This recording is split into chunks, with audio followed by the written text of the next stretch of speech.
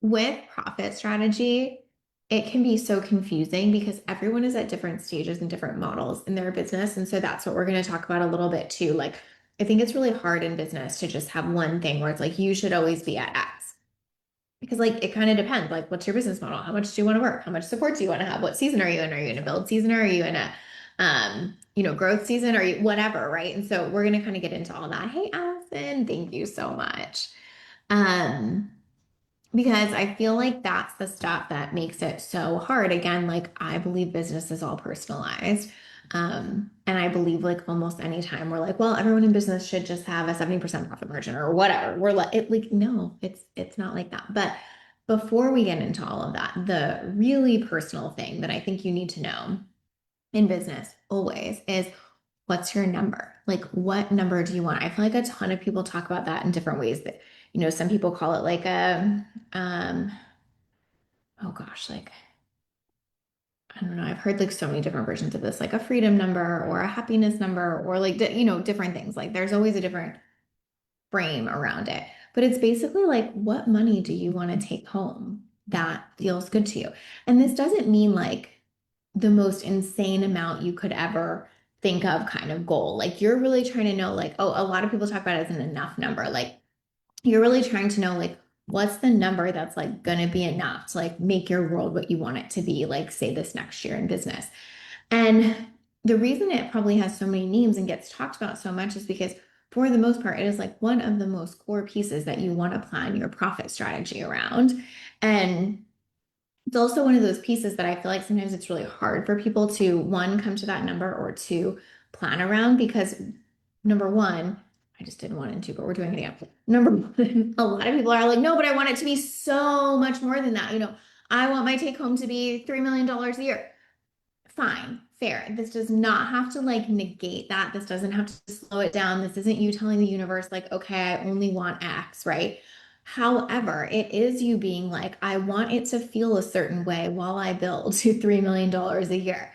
And where so many people get fucked in the profit situation is they feel like they are willing to sacrifice almost anything to get to like whatever their massive big number is. And it makes the process of getting there so miserable or almost impossible because they're absolutely ruining their profit like the whole time. So they can almost never build the business that they actually want to build that's giving them whatever 3 million in take home a year because the whole time they were just like shitting all over their profit. Does that make sense? So it's like part of knowing your number and picking it and then planning all of your strategy around it is because if you grow, you want that to hold. Like you want to be still focused on what you're taking home. It's not because you don't want to grow or because you're going to get complacent. Like it is not that at all. But like if you're telling yourself a story that if you take home the money you need, you will get so content and complacent, you won't do more. That's something to look at.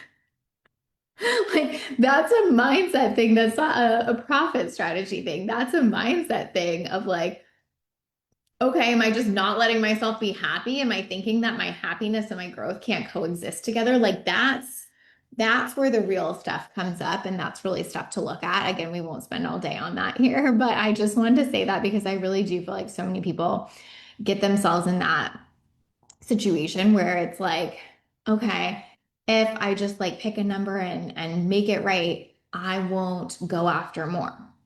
Like that is not true. It's just so when you know your number of what you want to take home, that's just how I think about it. I'm just like, what do I want to take home this year? I have a baseline number that I always know I want to hit in my business. I basically almost always make more than that. Um, but it doesn't change like the baseline number and it doesn't stop me from making more. Does that make sense? Okay, so let me give you an example. If I know like, hey, this is what I want to take home per month for our family, that makes us feel comfortable, safe, gets to live the life we want. I'm not stressed. I'm able to like go on the trips I want to go on and do the things I want to do and whatever. Then I know, okay, like with that number, what are the team expenses I have? What is the tax burden of that? What do I want to contribute to my 401k? Like all of these pieces I can work out from that number. And then I can always make more, right? Like that is not a problem. But if I were to be looking at a month where I was going, hey, the top line revenue I need to make this month is to take home what I want is X, and we're nowhere close to that. Okay, cool. Then I'm empowered to change that. I'm empowered to fix that. Like that's the benefit of knowing this is you're either like, I'm so good, and the rest feels like bonus money, which makes business feel really fun, or you're like, oh, I'm not good. And now I actually can see the numbers enough to have the runway to go fix it. And that's also fun because you're empowered because you can make a change. When you don't know, nothing feels good enough. Do you know what I mean? So in that situation where I'm like, oh, okay, I'm like way more than hitting my take home that I want this month. It feels so fun to make more. It's just a mindset, right? It's just a way of looking at it where it's like, oh my gosh, this is all icing on the cake. This is all amazing. But if you don't know that number, you're like, I don't know. Should I be making more revenue this month? I probably should have tried for more. What about that one day that I took off? I should have worked a little bit harder that day because I could be making more. And it becomes this whole thing that like literally doesn't have to be because you don't know the number. Like that's really the problem, right? And again, it's like we can make it a mindset problem. But what I see with a lot of clients is when they come to me with something like this, I'm like, well, do you know your number? And they're like, no. I'm like, okay, well, let's figure that out first and then we'll work on mindset stuff because like it I feel like for most women, we have to feel safety, right? If we don't feel safety, it's so hard to do the mindset work, right? It's like we're being chased by a fucking lion and trying to recite affirmations in our head while we're being chased by a lion. Like it's just, it's not going to work. You know what I mean? So if we're like, okay, cool, what can you do that makes you feel safe and grounded and clear? Oh, yeah. Okay. Then let's work on the mindset of making that feel exciting and making growth feel exciting and making growth not feel like something that you're just always not doing good enough and whatever. Like it's what gives you access to the mindset work because it creates that foundation of safety and stability, right? Hey, Lacey, it's good to see you. I tend to avoid numbers. I get it. We'll talk about that too. I'm gonna actually like put that down as a note because I hear you. Um, Hi, Kristen. Okay, I'll come back to that, Jaleesa. So we know your number, right? And everything builds off that. And you're either like, I'm good, or I got to make a move. And either is great. Do you know what I mean? Like for me, that's always so empowering in business because it's like, oh, if revenue share wasn't going to get me there, I'd be like, cool, well, maybe it's time to open more intensives than I had planned on, or maybe it's time to, look at do I need space for another spot? But like it would just feel like a strategy problem at that point. It wouldn't feel like, oh my God, I'm so unsafe and I can't figure this out. It's literally just like, okay, here's my gap. What do I need to fill it? That's it.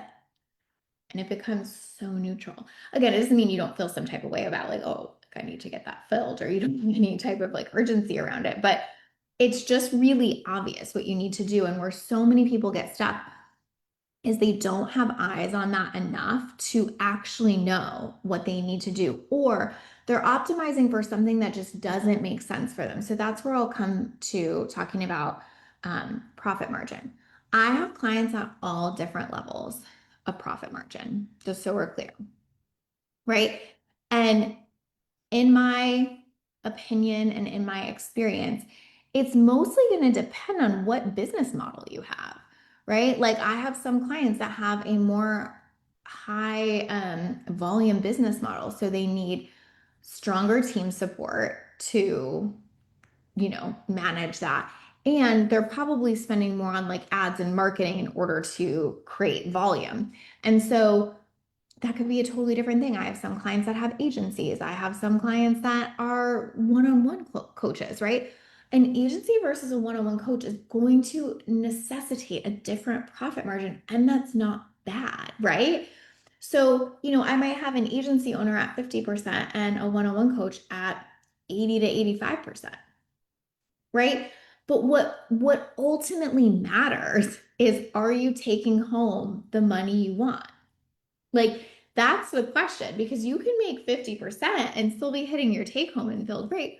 Or you can make 85% and not be hitting your take home and not feel good. Like it's not about that. But when you don't know your number and you're comparing it to everyone else, it can make you go on like a wild fucking goose chase about what your strategy should be, right? So say you don't know your number and you're that agency owner and now you're trying to optimize to what this one-on-one coach said at 85%. You could literally run your agency into the fucking ground just trying to optimize for that one number, right? Instead of being like, am I taking home the money I want? Do I know my number? Do I know what we would have to do to make that happen for me? Right? And then if you want to take home more, you also know. You know what I mean? Like if you're like, okay, we're, insert thing, moving to a new house and our mortgage is higher and I really want to take home more, you actually have eyes on what it would take to do that, right? You're not just like, okay, well, I guess I just make more revenue and hope that works out. No, right? You're like, well, when I look at all these numbers and I do the math, like, what does it look like to take this home? I would say a lot of my clients have just like little tools that they've built for this. I mean, like I use a spreadsheet. Um, a lot of my clients use spreadsheets, other people use different things, but like you just got to know what in the easiest way. Like, so for someone, it might be more complicated and they might need like a more built out tool. But at this point, like you could just tell AI to build you out a tool, you know? But having the tool really matters. Hi, Manal. Good to see you. Because that is where all of your power comes from in profit strategy. And what I feel like happens, so I gave the example of like, say you're optimizing for the wrong percentage because you're looking at someone else's business model, right? I think another piece of this is that you can also be looking at someone else's growth and trying to get there as fast as humanly possible. And you can be absolutely wrecking your business and strategy because of that. So for example, the reason we know the reason most small businesses fail is what? I'm sure you all know this, right? They tried to scale too quickly. And a lot of times what that means is not like, oh, they made too much money too quickly. It's like they outpaced their revenue with their expenses. And most of the time that happens is because they're trying to reinvest and reinvest to grow more, make more, make more. And this happens so often in the online space where instead of figuring out like what's my number now and how do I get it and feel good about it and hit it and then easily grow it from there because one, I'm not in fucking fight or flight all the time. And two, because I'm in this neutral place where I can actually do some risky things. I actually can make some bigger investments because I'm hitting my number, right? Um, and then two, it also just gets to be this thing where you're investing in everything at once. So this is what I see happen with a lot of business owners is once they start making money, they're just throwing it at different things, thinking it will help them grow. They're like, oh, ads agency, copywriter, coach, program, social media manager, da, da, da, da. And it's like nothing is inherently wrong with any of those investments. But if you're making them all at once and you don't actually have the time to give any of them your full attention and you don't even know if any of them were solving the problem you have. You're just hoping that the more you put in, the more will pop out. You're so screwed in business, you know? Um, and one, because like obviously you can wreck your business doing that. But two, there is this thing in business where you just cannot forever delay gratification, right? So you don't want to spend 8 years in your business never taking home what you want because you're reinvesting so much of it on the idea that at some point that will be exponentially more, right? You can build a business where you take out what number you want and still invest and still grow. I think that it is such a scarcity mindset that people have that they think that they can't pay themselves well and grow. Like, I don't know, like, right? And a lot of people will be like, no, it's scarcity to not overinvest and to keep investing. Like when you don't keep investing, you're in scarcity. And I'm like, yeah, like I see the point there a little bit, but like not really, because ultimately part of the abundance mindset is like, I am good. Like I can have what I want now and still get what I want later. It's not, I have to delay gratification for the next X amount of time in order to get that. Like most of the people that take that strategy just burn out in business, right? Because they're like, it's just not worth it. Like I'm not taking home anything I want. I'm working so hard.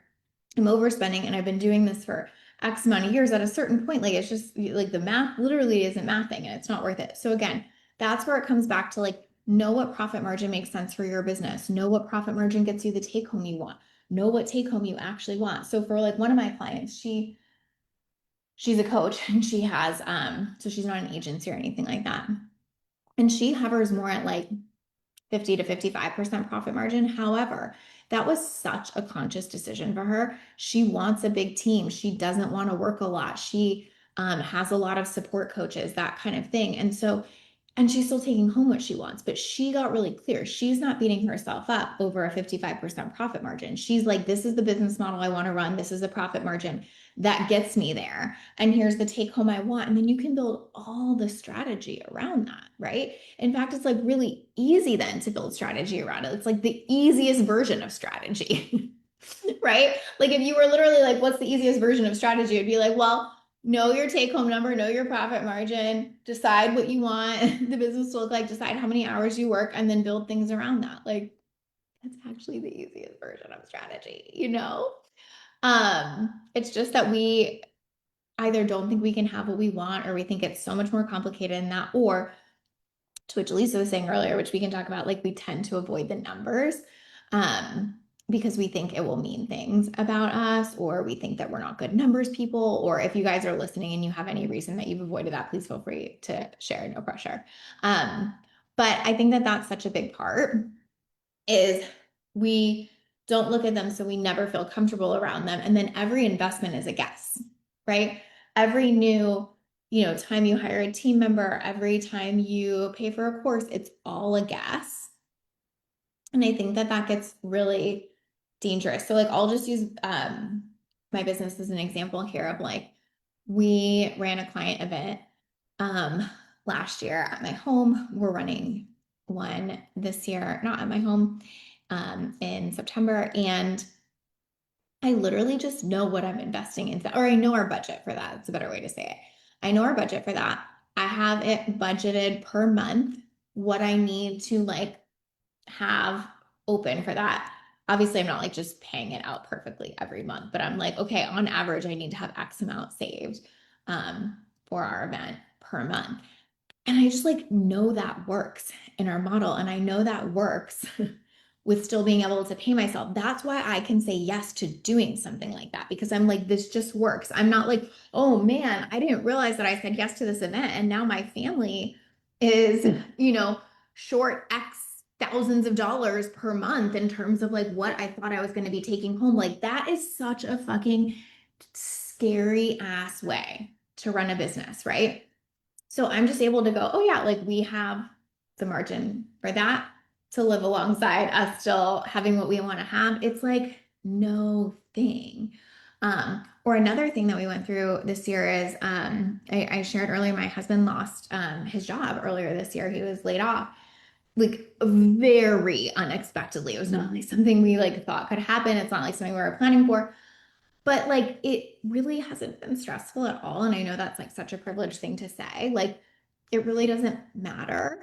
And I don't mean that it doesn't matter. Like obviously, like a whole salary is a whole salary. But I just know like I'm hitting the number that we want to have in our life. And so it just provides so much stress relief in so many ways, whether it's this event or deciding about the next thing I might invest in, or even deciding what I want to like invest in ads or, something really small like a program or something bigger like this client event. Like it just all feels relatively neutral as opposed to this like thing where I'm guessing and then I'm living in this anticipatory anxiety of what that guess might mean for my like eventual take home.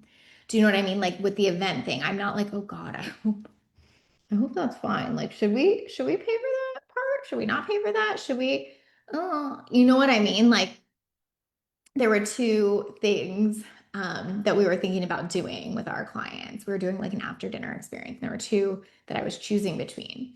And one was significantly more than the other. And there's other reasons I like, there's other factors of that choice besides just the money. But the point I want to make there is it would be so easy to be like, who cares? Spend the money. But I like literally knew the budget. So I was like, well, if we say yes to this, then we're gonna have to like say no to this other thing. And I don't know if I want to do that. And so I either need to decide, okay, can I increase the budget? And I look at my numbers and decide, or I go, hey, that's just not in the budget. Like it's an easy decision. So what I'm trying to illustrate is that when you know this, every decision in your business gets easier. Every decision in your life gets easier. If you don't know that and you don't know if you're hitting it, like the undercurrent of stress that will live inside your business is pretty high, right? So a couple things I would suggest here. Sorry, I can see outside my window and I'm like, why is somebody sitting outside here? Interesting. Um, a couple of things. Know your number. Look at your business and your profit margin. Like ask somebody for X, like for a one-on-one coach, what's a great profit margin, right? Because again, like you can be a one-on-one coach and even have a great profit margin and not take home what you want. Like those two things have to live together. Or, for an agency, what do I need to shoot for? And like one of my clients has it tracked, like just in her spreadsheet. It's like oh my God, words. Um, a formula. There we go. Good job, Lace. Like there's a formula and it just populates out like what was her profit margin every month. And then she can just go, okay, I like that, or okay, I didn't, or okay, we're on track for that. Like the point is the empowerment. The point is not to look at what everyone else is doing and go, well, everyone else is spending on ads, so surely that should be my strategy. It's to go, okay, what problem am I needing to solve in my business? Do I have the financial wiggle room to do this? And here's the other piece that I want to talk about. Is it frustrating sometimes to say no to an investment? Sure. Is it better to say no to an investment if it means you get to have the take home in life you want and it means you have to do that investment 6 months later? Yes. Right? Or you go, no, Lace, it's not worth it to wait 6 months. But then you have to intentionally choose the trade-offs that come with that. You might be like, okay, well, I don't know what the, thing is. Like, I'm actually not going to get that new car then right now, or we're actually not going on that trip. But like, you have to go in with eyes wide open about what those trade-offs mean, what most of the online space does makes the investment and then is surprised by the outcome later. And it puts you in this position where everything feels so risky and scary. And most of it is not that risky if you're just looking at the numbers, right? It's pretty, pretty easy, pretty concrete. Um, what else did I want to say about this? Let me see. Oh, okay, I think I kind of already touched on this, but this feels like an important point. Something that I see about this that is really sort of like why I am like so passionate about this is that I feel like so many people could be so much happier in their business right now, but they're so overinvested trying to be happier later that they actually end up not liking a business that could be a really good business. Hi, Sarah. Thank you. I totally forgot this, by the way, but obviously, same. If y'all are here, if you say hi, you're entered to win a $100 gift card or any of our products. I always do that every week as a thank you, but I just totally forgot to say that at the beginning. But like, I think that so many people could be really happy in their businesses right now, but they're so scared to let that be true or to think that that will stop their growth. And so, what I mean by that is, I think a lot more people could be really focused on like, what is their profit right now? Okay. And if they were, they could be like, okay, well, listen, if I just make this for the next X years, oh no, it keeps freezing. Is it freezing for anyone else? Because I'm so curious because I did have internet issues, but I thought we fixed them. So if we didn't, that would be helpful to know. Hi, Andrea. Thank you. Um, yeah, y'all let me know. Okay, it's Michelle. Great. Sorry, Michelle. Okay. Thank you, Kristen.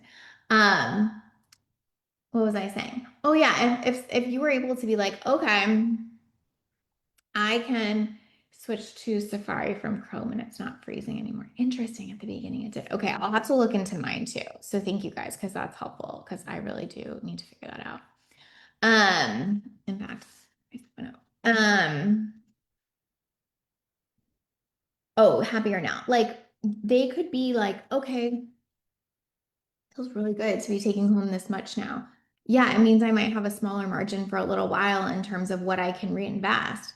But if I do that for a little bit and I'm willing to kind of have the patience to build while I really enjoy what I'm taking home, that's a sustainable business.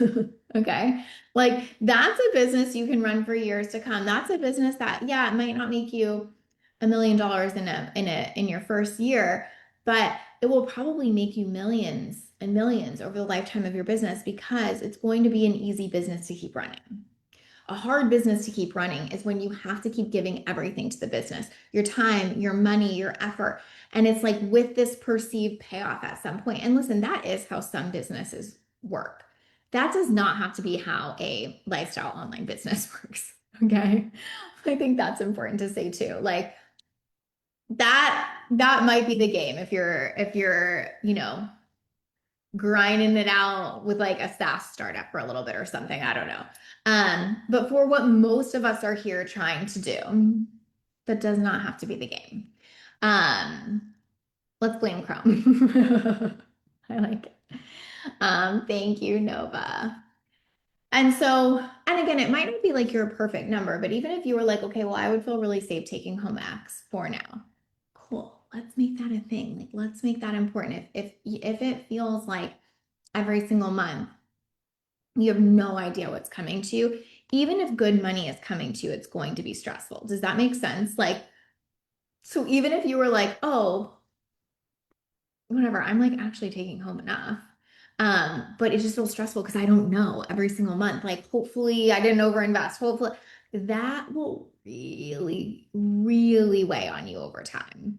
Um, the TA biz is definitely an early grind with later payoff, but we know I love a good slow burn.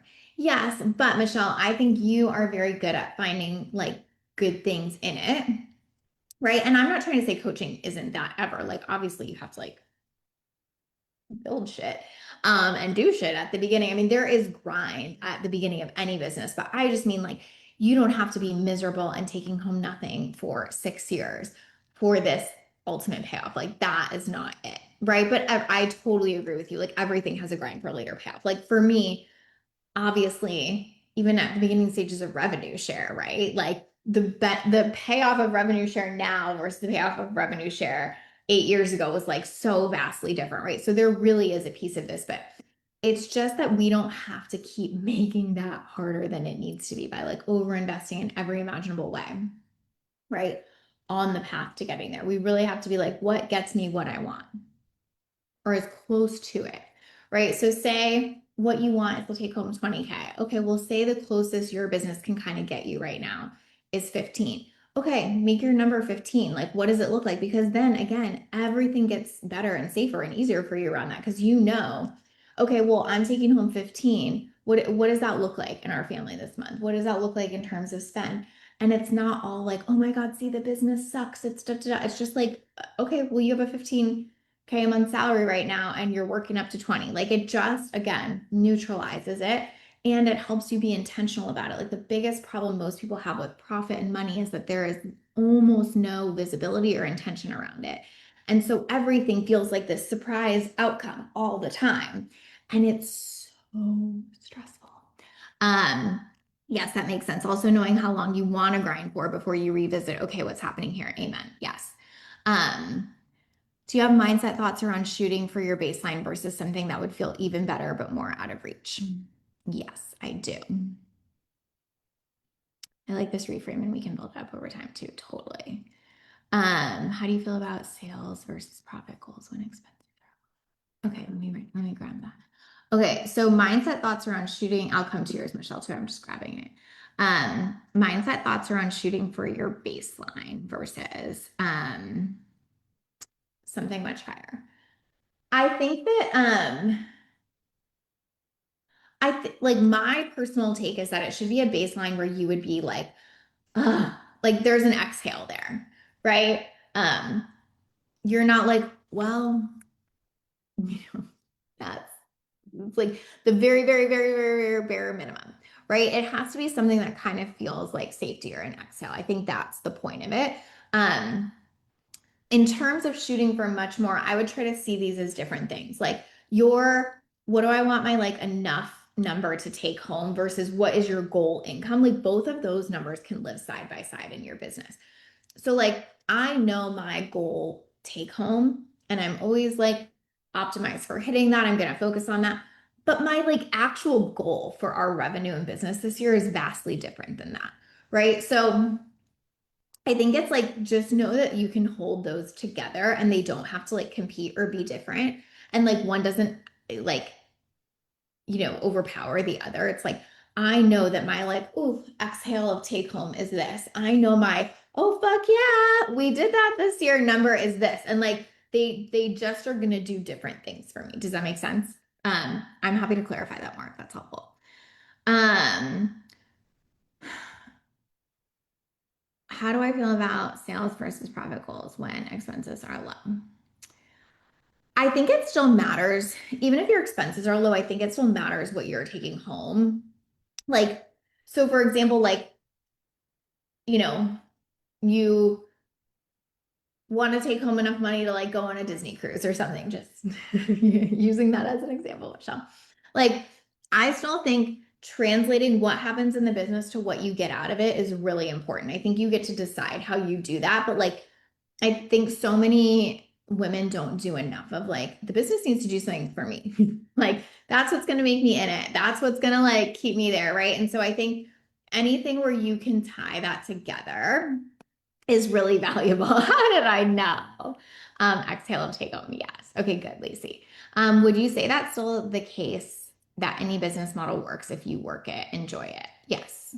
Like, I mean, yes, asterisks. I'm sure there are specifics where it's like, hey, nothing about this particular way this business is set up works for your lifestyle or something like that. Sure. But like, I don't think it's like, oh, memberships just don't work or like, whatever, like coaching in X way just doesn't work or something like that. Like everybody's making some version of that work. It's really just like, does it give you what you want? Like that is what I always come back to. And that's why this profit conversation is so important because it's just like, does this give me what I want?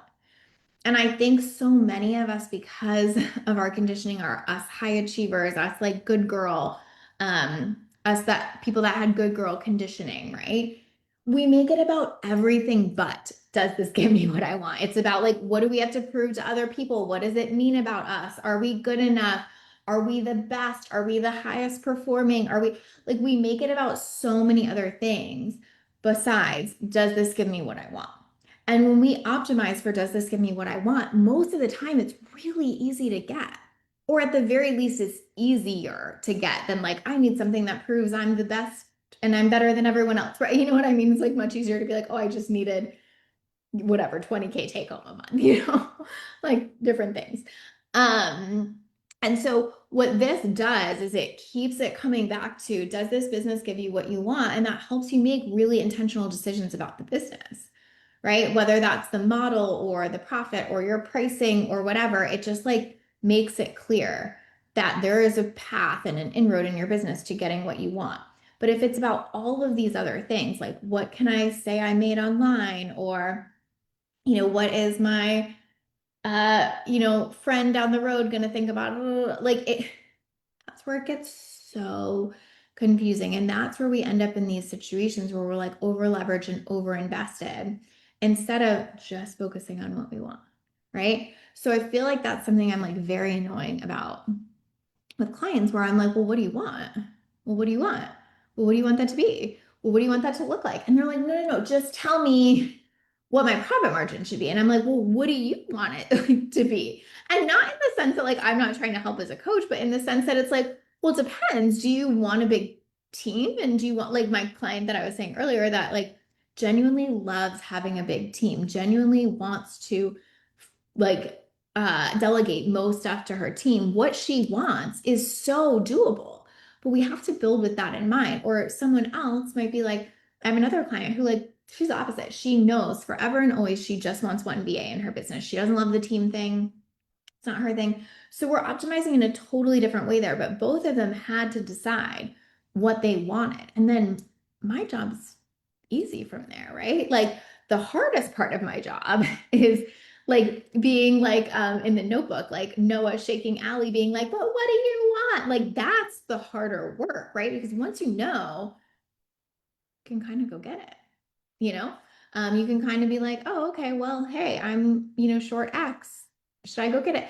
And then also you can decide, like, so for one of my clients, we were just having this conversation, like, it's like she's short X off of her. Oh my fucking God, we did this year goal. But she's not short off of her, like, I need to take home this much to feel like safe and comfortable and whatever. And so her question was like, okay, so with that, do I do more or not? Like, I know I'm not quite here with this, but I know I'm totally here with this. Like, what do I do? And it's like, well, what do you want to do? Right? Like, are you in a season where you're like, yeah, I have the bandwidth to like go fucking get that? Then go get that. Like, let's go. Right? Or are you like, honestly, it feels so fucking chill and I'm enjoying this so much and I'm having the best summer ever. And I don't care if we're 20K off that goal at the end of the year, what else? Right? Like you get to decide. And it's like that's the best part and the scariest part of business is you get to decide. You have that much empowerment. You have that level of empowerment, right? And it's like so exciting, but it's like it can be scary because we're kind of just like, somebody tell me what to do. What am I supposed to do here? And it's like, what do you want to do? You know? Um, is this business giving me what I want? This question is so good. I've been overgiving to my business for so long. I forgot why I started in the first place, being of service to others. I forgot to care for myself too. Yes. And that's perfectly said why that question matters so much because it's a mirror. It's a mirror of like, oh shit, I haven't cared about what this business gave me for a long time. Like, that's not good. I need to like relook at that. So, like, that it's why it's so powerful.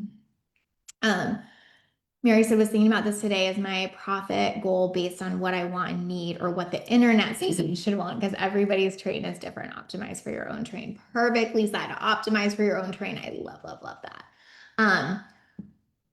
Right. Melissa said I'm ahead of my big goal for this year. Yay, Melissa. But we'll be short this month, but I decided that I wanted a more open summer instead. Yes. Okay. So this is a perfect thing. Another one of my clients and I were just having this conversation. She is also ahead of her big goal, but she knows that August tends to be a slow month for her. So she was like, okay, well, since August always tends to be a slow month, I'm going to put out XXX. And I was like, why? She was like, because August projection is a little short. And I'm like, right, but overall, you're way ahead. Why are you going to push yourself to put out all this extra stuff when actually you're traveling a bunch in August? And she was like, oh, yeah. I don't know. I don't fucking want to do that. And I'm like, right, you don't want to do that. So like we have to think about these things because it can be too easy to get short-sighted on any one thing, but it's like how these things interplay with each other that ultimately matters. So thank you for that example, Melissa, because that was perfect. Right, exciting and scary that you get to decide. It's like the best and the worst part, right? It's like we have a blank slate.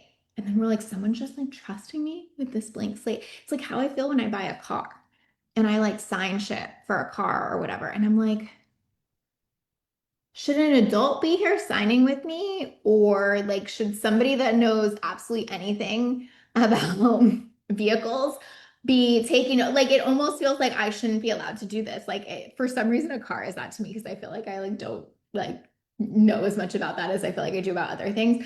And so I always feel like, where's the adult in the room? Luckily, Kenny is typically the adult in the room there, but I still have that feeling sometimes. And I think we get like that in business sometimes. Like, where's the adult in the room? Like, I don't know. Should I not? But it's like all of our power in business comes from being like, I am the fucking adult in the room. Also, when you talk about these things, I love it. And I get so in the weeds being like, does this include taxes or not? Trying to work on the overthinking. I do factor taxes in when I do my like, what do I want to take home? Like, I want to know like what money is coming into my bank account that is not having to go back out to the IRS. Like, that's what I'm thinking of is like, okay, like the money that is mine to spend this year is X or whatever. So yeah, I do. I think some people do, some people don't. It probably depends on what their like tax structure or setup is in their home and like, if they're married and if they file together and what that looks like. But for me, I tend to do a slight overestimation on taxes and factoring in that number just so again, like I want to be low stress. Like I never want to be like, oh fuck, but I forgot taxes or you know what I mean? Um, but I think it definitely depends a little bit, but I do. Um, okay. I think that's it. Let me look here. Um, Oh, I wanted to talk about the one thing that Jaleesa asked earlier about like, or said earlier about avoiding numbers. One other thing I want to say about that, um, Jen and I used to talk about this all the time when we had Dateable, because a lot of people would say the same to us, like, I never want to look at my data. I never want to look at my data, and I avoid numbers. Numbers scare me.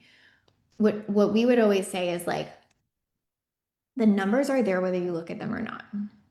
Okay, meaning like the conversion rate in your business exists and is true and is factual, whether you decide to look at it or not. The conversion rate is there, right? And so not looking at it doesn't mean it's not there. It just means you're not looking at it. Same with all of this. Like every single person has a profit margin in their business right now. It is there whether you know it, look at it, or ever calculate it or not. So the empowering part is being like, if that's there, I want to look at it. I want to know it, right? But it is there. And I think sometimes we're like, well, it just like, kind of doesn't exist when I do this. And right, like, because attachment, because avoidance, like all of these things we can get into. But I think the most helpful part with numbers sometimes is being like, they're already there. Like, the only way I'm empowered to change them is if I know them. But like, they don't cease to it. Like, I don't cease to have a profit margin because I'm not looking at it. Right. I have a profit margin. It's just like, do I want to be in control of it or not? And I think like that's where the power comes from. I just need to detach from the story. I tell myself about the whole thing. Yes, totally. Thank you, Lindsay. Okay, I hope this was helpful. Know your number, know your, oh, no, but that's so good. Deepening intimacy with reality. That is like chef's kiss. I feel like you need to do something with that. That is exceptional.